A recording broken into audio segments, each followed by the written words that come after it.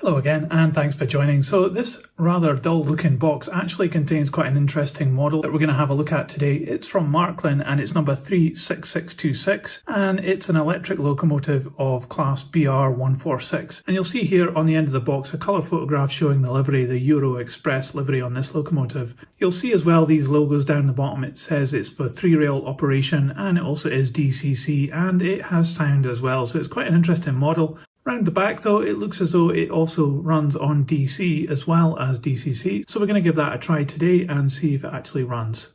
So let's get this out of the packaging and we'll take a look.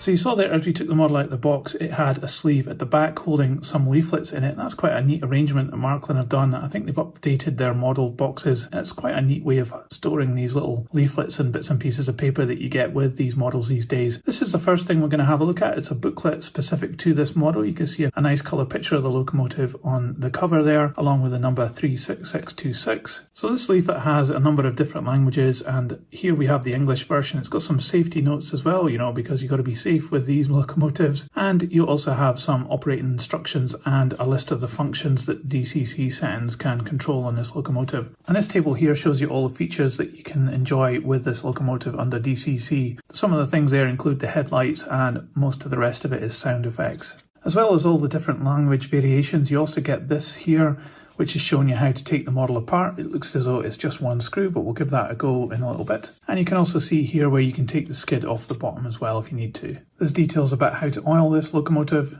how to change traction tyres, and also that this locomotive has got NEM pockets as well, so you can change couplings if you want to.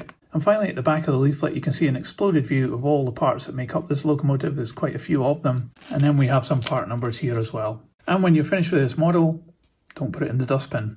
You also have this leaflet, which is the guarantee and the warranty card. This opens up to reveal a whole bunch of legal jargon, which a lawyer will absolutely love having a read over, but I can't be bothered reading it. And we also have this flimsy piece of paper, which is advertising that you can join the Insider Club. But if this is the quality of the kind of things that you get from this club, then I think I'll probably pass on it because it's rubbish. And finally, we have this plastic card, which shows another image of the locomotive and what it is, the BR146.0.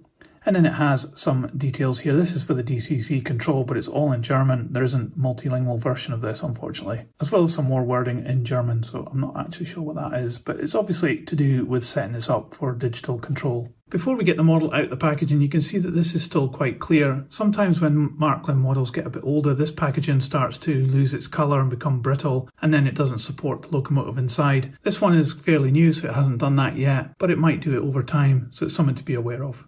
Anyway, let's get the packaging open and we'll have a look at the model.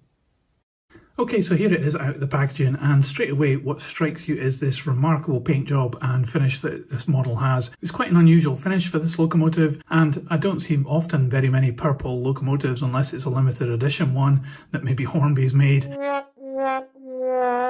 This one has got a really attractive cream and purple livery with a grey roof as well. So let's have a look at it in more detail.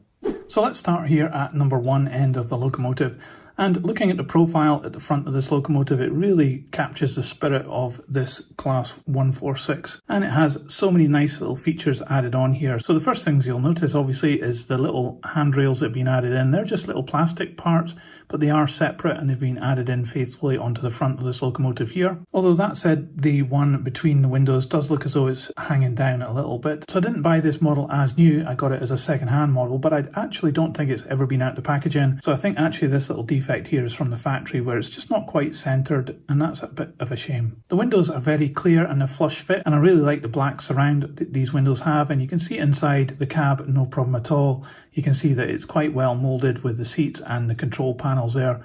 There's no driver in this train, but it should be fairly easy to add one in. And it also has windscreen wipers as well, added on parts in this instance, and they have been rendered in black as well. And you get these flush fit headlights as well down below, and the number is printed there very clearly, 146015. And then looking down on the buffer beam, it's even got some detail there between the buffers and the buffers themselves. They're not made of metal, they're just plastic, and they're not sprung, but they do look really good. and there's even detail of the checkerboard on top of those buffers there. On the top of the cab you also see the horns, which have been added in as separate moulded parts. And then as we look down the side of this locomotive, you can see another window with a surround. It's very clear, you can see right through there. And you have this door here with the handles picked out in silver, along with these handrails. These are not extra parts that have been added in, they're just in the main moulding, but they have been picked out in silver, which is nice. And you can see the first of many little transfers and numbers down here. Märklin is really good at getting the printing on their locomotives spot on, and this is no exception. Some of the detail here on these little tiny transfers is really great. When we get to the centre section of the locomotive, the cream lines start. It is a bit of an odd design. I don't know why they didn't run those lines all the way around the front of the cab, possibly for cost in the real world, and it's been mirrored here on this locomotive, I guess. And you can see the large Euro Express logo and the URL for that, along with a little graphic of this locomotive, I would guess. And also the detail of the transfers continues down in this grey area all the way along the bottom of this locomotive as we go along to number 2 end. Nothing different at this end of the locomotive, and again you can see into the detail of the cab. Again, no driver in there. Looking up top here on the roof, we have a separate grey part that's been added in here,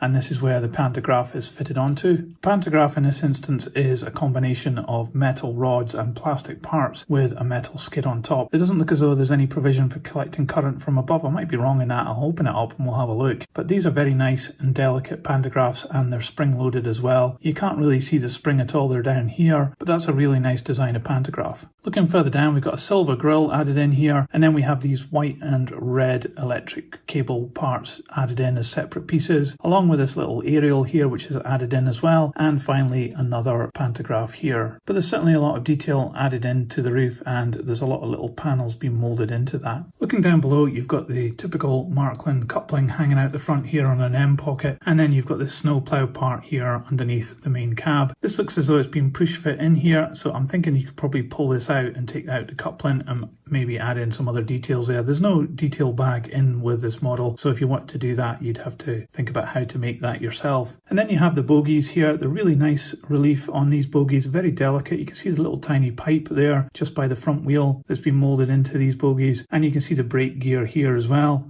And what is really nice on this is the wheels with this detail on the inserts, and that's really nicely done. Obviously, being a Märklin 3-rail, you've got the skid hanging down the bottom of the locomotive. It's not something I'm keen on Märklin locomotives, and I don't know why they've stuck to the 3-rail system. One thing you will notice here though is that the painting of the grey has stopped right at the edge of the plastic, and you can see the purple inside there. Personally, I don't like that. You can see a little bit here where this black has been applied, but then there's still a bit of purple before it goes into the grey. That's a limitation of the manufacturing process, I guess, but it could be improved just with a little bit of paint as well. Underneath you can see the speaker here. It's quite a large one. Here you can see the screw that we'll take apart in a moment. And finally on this bogie you can see the gear wheels there, and you can also see that it has traction tires fitted on opposite corners of these wheels.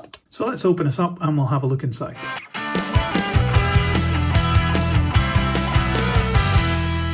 So just one small screw holding this locomotive together, and it came apart quite easily. What is quite surprising is that this body is made of metal. I didn't actually realise that when I was handling it earlier. And inside you can see where the roof panels have been screwed in here.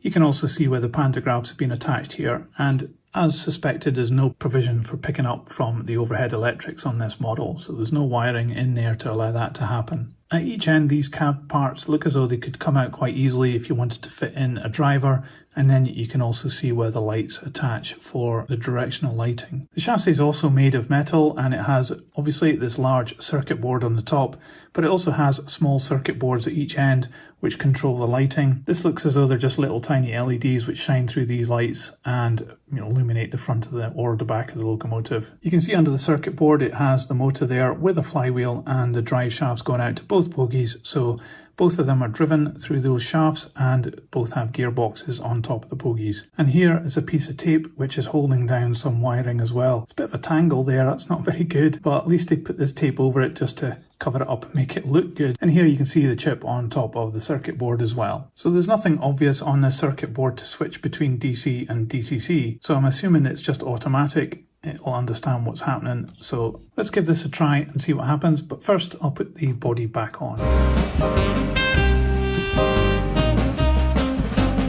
Okay, we've got it on a piece of test track. This is just some Hornby track, and I've got my ancient old H&M controller to power it, so let's see what happens. I'm not optimistic, but let's give it a go.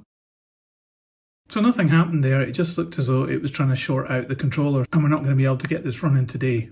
Well, what a disappointment that was. I really hope we get that going today, and I'm actually quite surprised that this model doesn't handle DC and DCC. There are models at lower price points than this which offer that circuitry and it just automatically works, and I really thought this would be the same thing for this model, but it seems not, and that's a real shame. But there are a lot of things that are really good about this model, not least of which the body, which is made out of metal. It really gives the sense that this is a quality item, and it gives the model a lot of weight and presence as well. It has been adorned with some really nice additional parts, including the handrails at the front and the horns on the top, and it has really nice pantographs fitted to this as well. The paint job is really good as well. Apart from the underside not being painted, it is really perfect all over, and the graphics on the side are really sharp and clear, and they really make for quite an attractive and striking model. The bogies and the wheels are also really nicely presented. I really like the effect on the inserts of the wheels. They look very modern, and the bogies have a lot of detail as well. So there's absolutely tons going for this model. The only downside, I think, is that it isn't switchable between digital and analog, and also that you can't pick up from the overheads. I think for the price point of this model, I think those things should be included as well. So should you add this to your collection? This particular model is available in a whole bunch of different liveries from Märklin. This one is quite striking and quite unusual, so if you wanted something special for your collection, I think this would be a great model to add to it. If you just have a model railway and you just want a locomotive, I think this isn't it, because you're going to pay a premium for this finish on this one. But for the serious collector, I think this would definitely be appealing. Let me know what you thought about my analysis in the comments below. Apologies I couldn't get this running. I think I need to invest in some Märklin DCC gear. But if you did like this video, please give it a thumbs up. It really helps this channel, and you can subscribe to enjoy more videos like this. I'll put this on the turntable so you can see all the way around, and in the meantime, thanks for watching. See you next time.